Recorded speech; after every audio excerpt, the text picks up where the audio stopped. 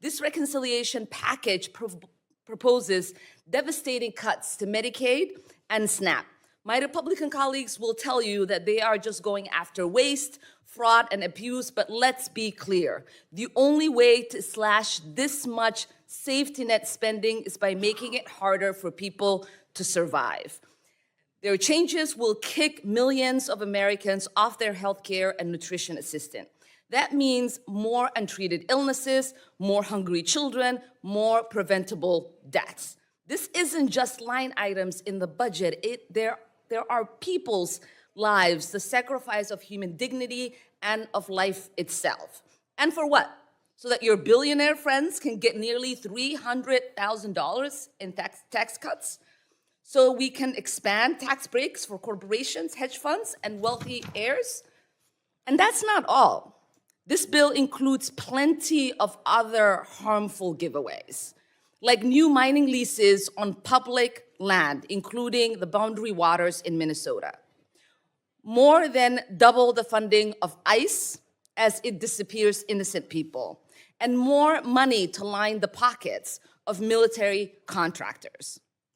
As DOGE has been rolled out, I think it's been a bit curious because I found that so many of our colleagues on the other side of the aisle have not been upset about the waste, fraud, and abuse that this process has uncovered. Rather, they've been angry that the fraud has been exposed at all. We found that for decades, the administrative state has been weaponized against the American people. We can give example after example of flagrant abuses of American taxpayer dollars. We've heard of some of them earlier, but I'll name a few more. $1 million spent to boost French-speaking LGBTQ groups in West and Central Africa through the State Department. Almost $50,000 on a transgender opera in Colombia, also through the State Department. Over $7,000 for a BIPOC speaker series in Canada through the State Department. I think it's worth noting that normal, sane Americans don't know what BIPOC means, and neither do I. $80,000 for an LGBTQ community center in Slovakia, and over $16,000 for a united and equal queer feminist discourse in Albanian society, whatever that is. And of course, we also know that our taxpayer dollars have been going to the tune of hundreds of millions of dollars every year to fund left-wing media outlets like NPR and PBS, paying for welfare for illegal aliens, and paying for giving out payments to international organizations that are censoring and pushing for the censorship of American citizens. Our own federal government is using taxpayer dollars to promote ideologies that tens of millions of Americans find utterly repulsive.